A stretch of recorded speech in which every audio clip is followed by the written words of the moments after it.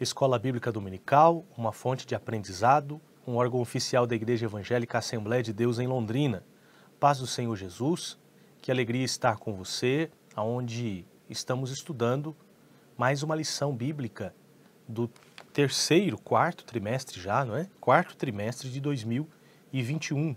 Estamos nesta lição muito enriquecedora para a nossa vida, falando a respeito do apóstolo Paulo, lições que são comentadas pelo pastor Elienay Cabral. O subtítulo da lição toda é Lições da Vida e Ministério do Apóstolo dos Gentios para a Igreja de Cristo. E louvamos a Deus pela vida de cada um dos queridos alunos, queridos irmãos, também dos professores, que utilizam desses vídeos para subsídio para a sua própria aula. Que Deus venha abençoar você grandemente, você pode curtir esse vídeo, compartilhar também, e eu tenho certeza que muitas outras vidas podem ser abençoadas. A lição que estudaremos hoje, a lição de número 2, o título é Saulo de Tarso, o Perseguidor. Estamos falando de Saulo antes da sua conversão. O texto áureo está em Atos capítulo 9, versículo 1, que diz: E Saulo, respirando ainda ameaças e mortes contra os discípulos do Senhor, dirigiu-se ao sumo sacerdote. A verdade prática diz: a igreja é uma instituição divina que perdurará na terra até o arrebatamento da igreja, pois do contrário já teria acabado ao longo da história.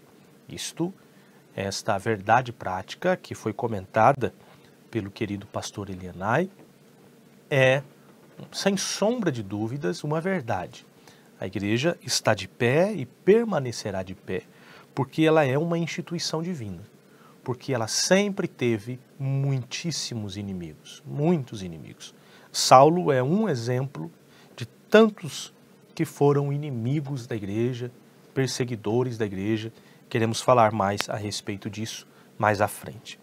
A leitura bíblica em classe está em Atos capítulo 8, os primeiros versos, que são palavras de Lucas, trazendo uma narrativa sobre esse período, o período de Saulo e também de Estevão, a quem vamos falar também, e depois partes do capítulo 22 de Atos e o capítulo 26, que são palavras do próprio apóstolo Paulo, já convertido, falando a respeito da sua própria vida.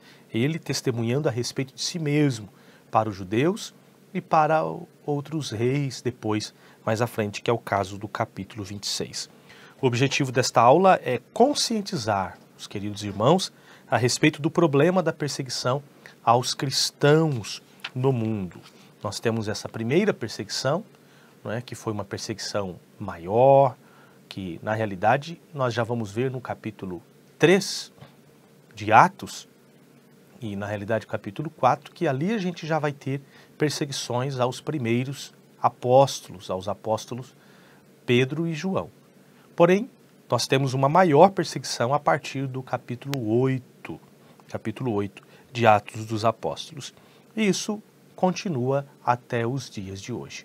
Mesmo nós vivemos num país majoritariamente cristão, um número de cristãos evangélicos aumentando bastante, temos várias liberdades no sentido de leis, e nós não devemos correr o risco de esquecermos dos nossos irmãos que padecem por perseguição, de pessoas que perdem a sua vida, ou que dão a sua vida, ou que pagam com a sua própria vida a respeito da sua fé em Cristo Jesus. Muitos irmãos, em vários países, em vários continentes, padecem por perseguição.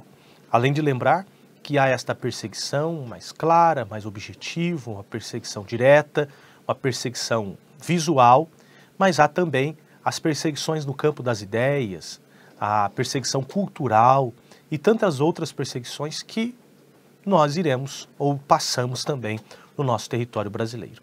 A verdade que é a palavra do apóstolo Paulo, quando ele fala para Timóteo, dizendo que todos aqueles que querem viver piamente em Jesus Cristo padecerão perseguições. Então, todos padecerão perseguições, esse é o caminho. Saulo foi um fariseu zeloso, Saulo de Tarso.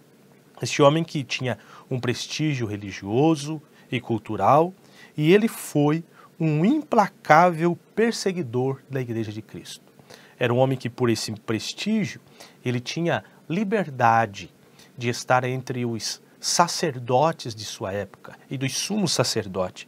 E esta liberdade que ele tinha fazia com que aumentasse ainda mais a sua rigidez e a sua implacabilidade na perseguição da igreja. Ele tinha uma convicção de que o seu papel era destruir a fé cristã, matando e prendendo os seguidores de Jesus.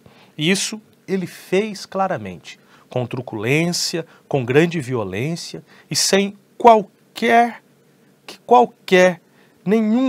nenhuma compaixão. Ele mesmo vai dizer o que está escrito em 1 Timóteo, capítulo 1, versículos 12 e 13, ele diz: dou graças ao que me tem confortado, a Cristo Jesus, Senhor nosso, porque me teve por fiel, pondo-me no ministério. A mim, que dantes fui blasfemo e perseguidor e opressor, mas alcancei misericórdia, porque eu fiz ignorantemente, na incredulidade. Então ele fala a respeito de si, dizendo que ele foi blasfemo, perseguidor e opressor. Tanto que Paulo, na sua ignorância, pensava ele que estava fazendo a vontade de Deus. Pensava ele que estava agradando a Deus, estando perseguindo os seguidores de Jesus, que precisaram fugir para outras cidades. Em Atos dos Apóstolos mesmo, no capítulo 1, vai dizer que todos foram dispersos pelas terras da Judéia e de Samaria, exceto os apóstolos, por causa de Paulo. Verso 3 vai dizer que Saulo assolava a igreja, entrando pelas casas, arrastando homens e mulheres e os encerrava nas prisões. Era a sua tamanha truculência. O capítulo 9 de Atos, versículo 1, o escritor Lucas vai trazer uma expressão bem interessante, dizendo: e Saulo, respirando ainda ameaças e mortes contra os discípulos do Senhor. Isso demonstra que Saulo tinha uma indignação ou um sentimento de tamanha... ele não tinha um instigamento tão forte, uma obstinação, essa é a melhor palavra que trouxe à minha mente, uma obstinação para fazer com que os cristãos fossem perseguidos. Olha, muitas coisas, os nossos membros do nosso corpo, em muitos deles, nós deixamos de utilizar em certos momentos. A gente descansa os pés, as pernas, descansamos os braços, descansamos os olhos, descansamos os lábios, descansamos até de ouvir alguma coisa, tapamos os nossos ouvidos, fechamos os nossos olhos para descansar, mas nunca paramos de respirar. A nossa respiração, ela está em todo momento, desde quando nascemos até quando deixaremos de viver. Nós continuaremos respirando. Quando fala de respiração, fala de vida. Então, a vida do do perseguidor Saulo de Tarso, era perseguir, era ameaçar e desejar a morte dos discípulos do Senhor. Era como uma fera selvagem, disposto a tomar a sua presa. Esse era o propósito dele, era isso que ele quis, era isso que ele desejava fazer. E foi o que realmente estava acontecendo. Os irmãos de Damasco falaram assim: não é este o que em Jerusalém perseguia os que invocavam este nome, e para isso veio aqui, para os levar presos aos principais dos sacerdotes? Sim, esta era a maneira que eles pensavam. Olha,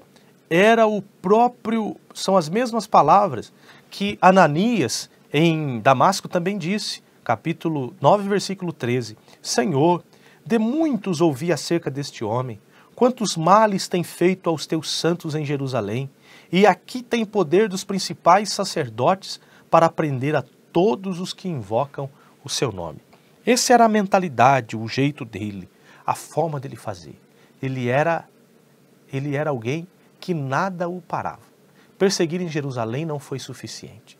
Ele perseguir no estado da Judéia, na província da Judéia, não foi suficiente. Esse homem cercou, ultrapassou barreiras, querendo chegar até Damasco para perseguir os cristãos. Ele consentiu na morte de muitos e levava muitos a prender. Na própria leitura bíblica em classe, vai dizer que ele fazia muitas perseguições. Em uma delas, vai dizer que ele obrigava os cristãos a blasfemarem a respeito do nome de Jesus. Isso fala a respeito da sua própria blasfêmia. Ora, o Saulo, ele tinha esta gana, esta obstinação para perseguir os cristãos. No seu coração, ele tinha isso por causa do seu zelo destrutivo pela Torá. Ele achava que estava agradando a Deus. Ele não conseguia compreender de forma alguma como pode um homem crucificado, morto, ser o Messias prometido pelos profetas. Isso para ele era um escândalo. Como pode chamar o nazareno simples de Nazaré, da cidade de Belém, criado em Nazaré, este homem carpinteiro, morto numa cruz como um ladrão, de forma envergonhada, que carregou sobre si uma maldição, porque a própria lei dizia, maldito todo aquele que for pendurado no madeiro. Saulo não conseguia compreender. Pelo contrário, ele então, pelo zelo da lei, ele procurava acabar, destruir esta fé. Também porque ele entendia que Jesus era um blasfemador. A palavra de Jesus, as palavras de Jesus e os ensinos de Jesus eram blasfemadores.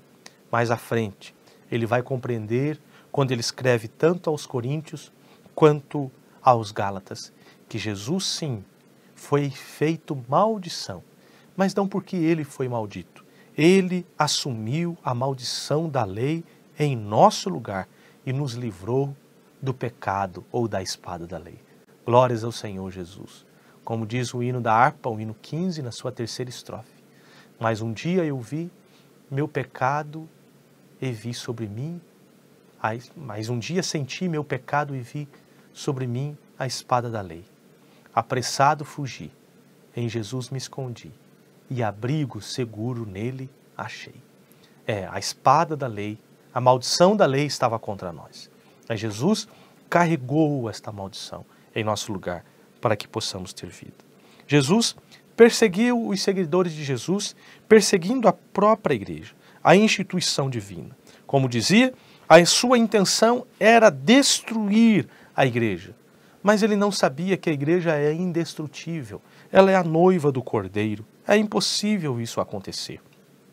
E dentro desse tempo de perseguição, ele encontrou um outro homem chamado Estevão. Estevão era alguém que foi chamado como diácono da igreja. Capítulo 6 vai falar a respeito do seu chamamento para a obra do diaconato. Estevão era um homem cheio de fé e de poder e fazia prodígios e grandes sinais entre o povo. E se levantaram muitos das sinagogas, que eram os libertos, e os sirineus e os alexandrinos, e dos que estavam na Cilícia, que eram da Cilícia, Paulo era da Cilícia, e da Ásia, e disputavam com Estevão, porque Saulo ele era um erudito na cultura judaica, greco-romana, e também uma autoridade na Torá. Mas Estevão também era um homem de muita capacidade no judaísmo, mas ele tinha algo que Saulo não tinha. Ele tinha uma grande capacidade do Espírito Santo. Ele era um homem cheio do Espírito Santo e cheio de sabedoria. E ele apontava claramente que Jesus Cristo era o fim, o clímax, o ápice da revelação redentora de Deus para com o mundo.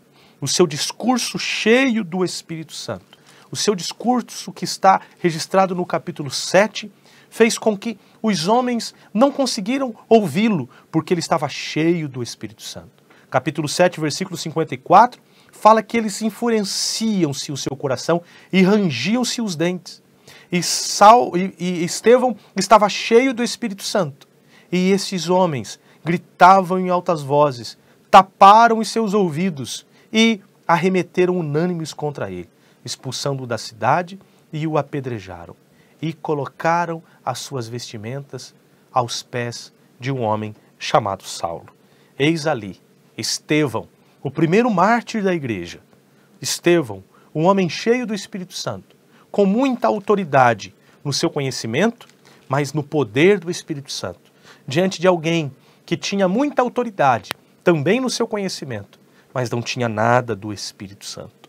Este homem foi morto até o fim. Esse homem foi apedrejado até o fim, até a sua morte, que foi Estevão. Porém, a morte de Estevão foi um aguilhão de Deus na vida de Saulo. Quando Jesus encontra com ele, fala: eu sou Jesus, a quem tu persegues. Duro é para ti recalcitrar contra os aguilhões. Esse momento foi um aguilhão na vida de Saulo, porque esse homem, Estevão, foi fiel até o fim. Ora, já são palavras dos pais da igreja dizendo que as sementes dos santos são os mártires da igreja. Quando cai um mártir, quando cai o sangue de um mártir nas arenas, 10 outros se levantam. Isso é uma verdade. As igrejas perseguidas são as igrejas que crescem, que desenvolvem. E meus amados irmãos, assim como Estevão foi perseguido, assim e morto, assim como a partir da morte de Estevão houve uma grande perseguição contra a igreja que estava em Jerusalém, e Saulo foi uma pessoa utilizada para isso, hoje há 340 milhões de cristãos perseguidos em todo o mundo. Países, eu posso trazer aqui a lista dos 10 primeiros países onde há o número maior de perseguição. Em primeiro lugar, a Coreia do Norte. Em segundo lugar, o Afeganistão. Em terceiro lugar, a Somália. Quinto lugar, a Líbia. Sexto lugar, Paquistão. Sétimo lugar, Eritreia. Quinto lugar, o Iêmen. Sexto, 1, 2, 3, 4, 5, 6, 7. Oitavo lugar, o Irã. O nono lugar, a Nigéria. E o 10º lugar, a Índia. E há vários tipos de perseguição. Há as perseguições da opressão islâmica, do nacionalismo religioso, da opressão dos clãs, das comunidades, das aldeias. Também as hostilidades étnicas e religiosas. Também o protecionismo denominacional, cristianismo contra outro cristianismo, que é o caso na América dos 2 países que entram na lista até antes de 50 de perseguição na América, que é o caso do México e da Colômbia, que tem a ver com essa questão também de hostilidade, protecionismo denominacional, a opressão comunista, como é o caso da Coreia do Norte, da China e tantos outros países, a intolerância secular, que também entra no mesmo caminho, como é o caso da China, e também paranoia ditatorial, que é o caso de lugares que há os ditadores que fazem isso, e a corrupção e o crime organizado, que aí a Colômbia e México também entram nesses mesmos caminhos. Então, há uma grande perseguição. Só o ano de 2020 houve 60% de aumento de cristãos mortos e perseguidos no mundo. A pandemia de Covid-19 aumentou a perseguição dos cristãos. São notícias que nós não vemos nos jornais comuns, mas há irmãos deste momento que estão sendo mortos. Há uma média de cada dia, mais de 6 irmãos são mortos por causa da sua fé. Imagine isso. No dia de hoje, 6 irmãos irão morrer pelo fato de confessarem a Jesus Cristo como Senhor. Nós precisamos orar por esses irmãos. Precisamos colocar os nossos joelhos diante do Senhor e pedir para que eles recebam forças de Deus e que o nome do Senhor possa ser glorificado. Mas sabemos, meus amados, que independente de tudo isso, o Espírito Santo está com eles. Olha, esses irmãos continuaram firmes, servindo a Deus até o fim. É esses homens que saíram de Jerusalém e foram perseguidos, A Bíblia fala que eles andavam dispersos e eles iam por toda parte anunciando a palavra. A palavra que estava presa em Jerusalém, agora esta palavra foi distribuída para tantos lugares, como é o caso de Samaria, no capítulo 9, e depois nós temos outros lugares no capítulo 11, 12 e também no capítulo 13, quando a cidade de Antioquia envia missionários e ali já tem Saulo nesse sentido. Então, meus amados, a perseguição é algo terrível, mas o Senhor Deus é o dono da igreja e a protege com graça e com misericórdia. Saulo, quando ele perseguia, ele prendia os cristãos, ele açoitava os cristãos, ele procurava devastar as igrejas, acabar com a igreja. A igreja de Jerusalém, pelo que vemos, parece que ela chega quase que num fim. Todos foram embora, exceto os apóstolos. O versículo 1 de Atos 8 fala, e todos foram dispersos, exceto os apóstolos. E depois, pela história, nós sabemos que os apóstolos também foram para outros lugares. Eu tenho certeza e penso que a igreja em Jerusalém não acabou, mas aquela igreja pujante de mais de 5.000 membros, num certo tempo, e depois ali foram distribuídos para todos os lados. Mas essa era a vontade de Deus. Deus utilizou esse meio para que a igreja fosse uma igreja missionária. Mas para isso Saulo fazia isso por meio de torturas físicas e também psicológicas, induzindo os irmãos a blasfemarem. Muita violência, açoite, prisão, tortura psicológica, apedrejamentos e mortes. Mas os discípulos, muitos deles, não negaram o nome de Jesus. Esta é uma realidade que aconteceu na igreja primitiva, que aconteceu no tempo dos pais da igreja e que aconteceu no tempo da nossa fé, no movimento pentecostal, no início do nosso movimento pentecostal. Quantos testemunhos temos de perseguição? Testemunhos de perseguição que passaram Daniel Berg, Gunnar Wingren, os missionários fundadores da obra do movimento pentecostal, a Assembleia de Deus, mas quantos outros? Meu próprio avô saudoso, Sebastião Pacheco, presbítero, ele contava de perseguições no seu tempo, isso aqui no norte do Paraná, em 1965, 1970. Isso já há pouco tempo. Eu, pessoalmente, já tive algumas experiências concernentes a isso. E penso eu, de forma infeliz, que isso vai chegar a aumentar e não diminuir. Mas precisamos continuar firmes, porque a obra não é nossa, ela é de Deus, é uma instituição divina. Jesus mesmo disse, eu edificarei a minha igreja e as portas do inferno não prevalecerão contra ela. Seja perseguida ou com liberdade, a palavra do Senhor prevalece. E quando um cristão, quem sabe até perde a sua vida por amor do Evangelho, ele não perde aqui. A Bíblia fala que aquele que perde a sua vida ganha lá. E ainda mais, há uma coroa específica para aqueles que são mártires, que derramam os seus sangues por causa de Cristo Jesus.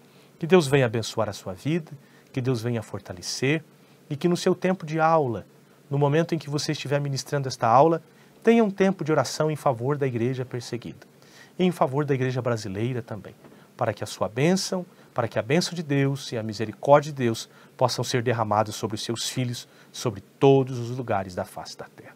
Deus o abençoe, fiquem todos na paz do Senhor Jesus.